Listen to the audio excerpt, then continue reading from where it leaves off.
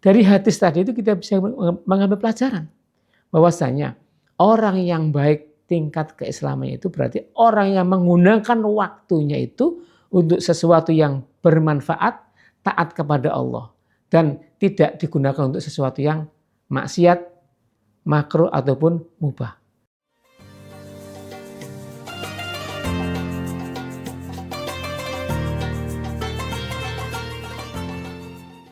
Assalamualaikum warahmatullahi wabarakatuh. Alhamdulillahirabbil alamin. Wassalatu wassalamu ala asrafil anbiya'i wal mursalin. Sayyidina wa maulana Muhammadin wa ala alihi wa ashabihi ajma'in, amma ba'du. Para pemirsa Kafa Channel dimanapun berada, alhamdulillah pada saat ini kita masih diberikan oleh Allah Subhanahu wa taala kesempatan untuk bisa menghirup udara segar, sehingga kita bisa menikmati kenikmatan yang telah diberikan oleh Allah kepada kita. Pemirsa Kafa Channel rahimakumullah, Rasulullah pernah bersabda dalam sebuah hadis, min husnul Islam tarkuhu ma la ya'nihi. Di antara kebaikan keislaman seseorang itu adalah ketika ia bisa meninggalkan perkara-perkara yang tidak bermanfaat baginya. Hadis ini merupakan salah satu bentuk jawami'ul kalim. Artinya Nabi Muhammad SAW telah diberikan kemampuan oleh Allah untuk mengungkapkan kalimat dengan bahasa yang ringkas, pendek, tetapi dalam maknanya, luas cakupannya. Apa yang bisa kita ambil pelajaran dari hadis Nabi Muhammad SAW ini? Bahwa Nabi mengatakan min husnul Islam tarkuhu ma la ya'ni, itu maksudnya adalah bahwa di antara karakter yang menjadi tanda baiknya keislaman seseorang itu adalah ketika dia bisa meninggalkan perkara-perkara yang tidak bermanfaat baginya, baik itu ucapannya, perbuatannya, ataupun apapun yang bisa dia lakukan yang itu masuk kategori perbuatan manusia yang tidak bermanfaat, itu ditinggalkan oleh orang tersebut. Kita tahu bahwa manusia itu bisa berbuat apa saja, bisa berkata apa saja, apakah itu dia berbuat yang baik ataukah berbuat yang buruk, berkata yang baik ataukah berkata yang buruk. Nah, di sini ketika seseorang itu bisa membedakan mana yang baik dan mana yang buruk, kemudian yang baik dia lakukan, yang buruk dia tinggalkan, yang baik dia laksanakan, ya, karena dia paham bahwa yang baik itu merupakan aktivitas yang nanti akan diberikan pahala oleh Allah. Sehingga dia bisa memanfaatkan waktunya untuk hal-hal yang baik saja, dan yang buruk dia tinggalkan. Artinya dari hadis ini seseorang itu bisa memanage waktu yang telah diberikan oleh Allah kepadanya.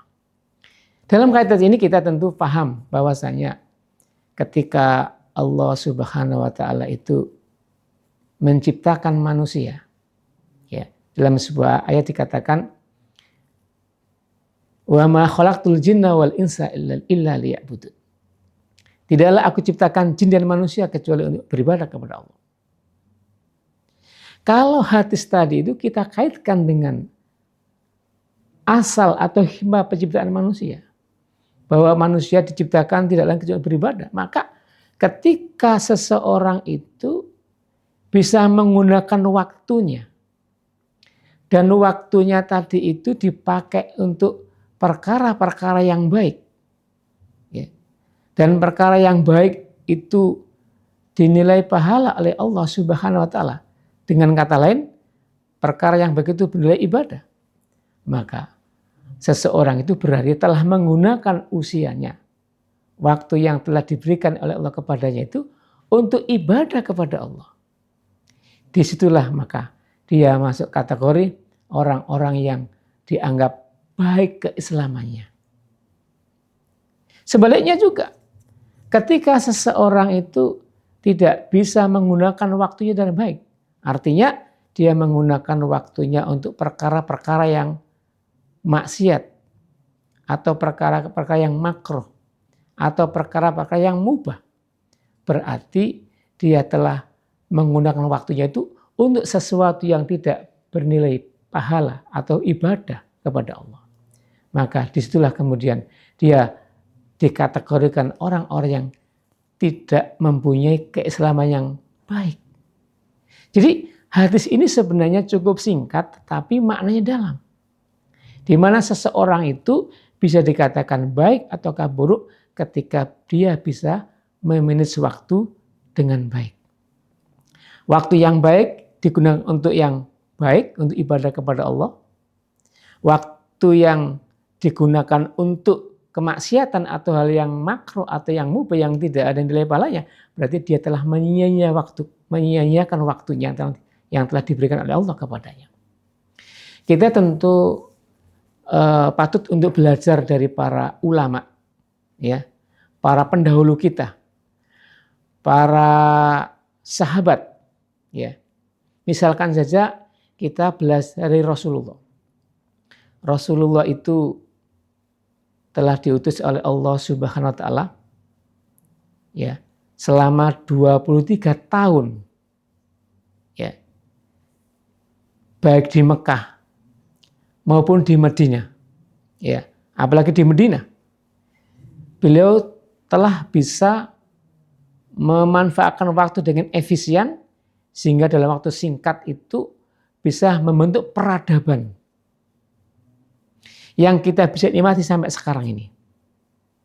Tidak ada manusia di dunia ini yang dalam jangka waktu singkat bisa membentuk peradaban, ya, yang nanti akan diteruskan oleh para sahabat dan para pengikutnya di kemudian hari. Artinya apa? Dalam waktu yang 10 tahun beliau di Madinah sudah mengikuti sekitar 80 kali peperangan. Artinya apa? Dalam setiap tahun dia mengikuti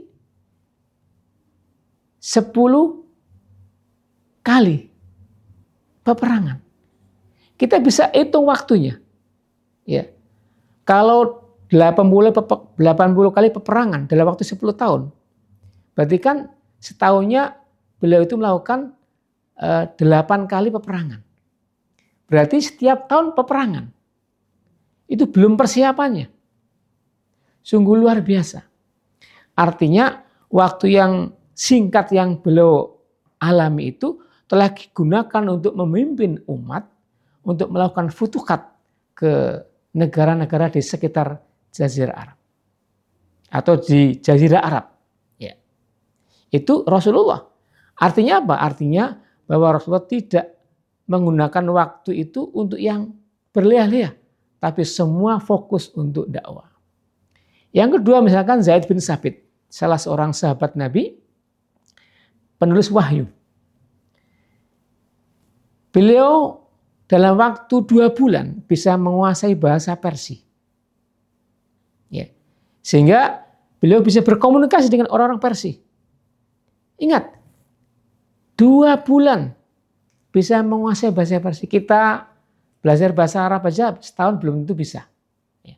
Tetapi beliau dalam waktu yang singkat bisa menguasai bahasa Persia. Waktu 2 bulan saja, tidak lama. Pemirsa kafazalan rahimakumullah. Kemudian kita tahu ada Abu Hurairah masuk Islam pada usia 60 tahun. Meninggal pada dunia pada tahun 57 Hijriah. Beliau meriwayatkan sekitar 5.374 hadis. Masya Allah. Dalam waktu yang singkat, ya, ingat beliau itu masuk Islam pada usia 60 tahun. Sudah meriwayatkan hadis sekitar 5.374 hadis. Ini bukan jumlah yang sedikit. Ya. Kemudian ada lagi namanya sahabat Anas bin Malik yang menjadi pelayan Rasulullah sejak usia 10 tahun. Bersama Rasulullah 20 tahun mampu meriwayatkan hadis 2.286 hadis. Juga bukan jumlah yang sedikit. Kita bisa juga belajar dari Syekh Ali Tantowi, ya, seorang ulama Al-Azhar. Beliau membaca 100-200 halaman tiap hari, melakukan literasi. Kalkulasinya misalkan, dengan usianya yang 70 tahun, sudah bisa membaca sekitar 5.040.000 halaman buku. Artikel yang telah dimuat di media massa sebanyak 13.000 halaman. Dan yang tidak terhitung lebih dari itu. Para pemirsa Kahfa Channel rahimakumullah. Seorang ulama penulis tafsir At-Tabari, ya. Namanya Ibnu Jarir At-Tabari. Dalam tafsirnya beliau menulis sebanyak 3.000 lembar. Tulis tafsir. Kemudian menulis kitab sejarah sebanyak 3.000 lembar juga. Artinya setiap harinya beliau telah menulis sebanyak 40 lembar selama 40 tahun. Di total karya beliau adalah 358.000 lembar. Ini kalau waktu yang digunakan itu beliau sia-siakan tidak mungkin. Pasti akan efektif beliau gunakan sebaik mungkin untuk sesuatu yang bermanfaat. Menulis kitab, kitab hadis, kitab tafsir, kitab tarikh sejarah, dan lain sebagainya. Pemirsa Kahfa Channel rahimakumullah. Kemudian kita juga belajar dari Imam An-Nawawi. Setiap hari beliau itu belajar sekitar 12 mata pelajaran. Dan memberikan komentar serta catatan kakinya tentang pelajaran tersebut. Sehingga dalam usia yang singkat, 45 tahun, beliau seorang ulama yang usianya pendek. Ya, sekitar 45 tahun. Tetapi karyanya itu sungguh sangat banyak sekali. Sehingga para pakar barat mengatakan antara usia dan hasil karyanya beliau nggak seimbang. Usia yang begitu singkat, tetapi karyanya sangat banyak. Itu artinya apa? Imam An-Nawawi telah menggunakan waktu yang singkat itu untuk sesuatu yang bermanfaat, yang baik. Dan tidak sedikit pun dipakai untuk yang hura-hura atau yang tidak bermanfaat. Para pemirsa Kahfa Channel rahimakumullah. Jadi dari hadis tadi itu kita bisa mengambil pelajaran. Bahwasanya orang yang baik tingkat keislamannya itu berarti orang yang menggunakan waktunya itu untuk sesuatu yang bermanfaat, taat kepada Allah. Dan tidak digunakan untuk sesuatu yang maksiat, makruh ataupun mubah. Demikian yang bisa kami sampaikan, semoga bermanfaat. Ihdinas siratal mustaqim. Wassalamualaikum warahmatullahi wabarakatuh.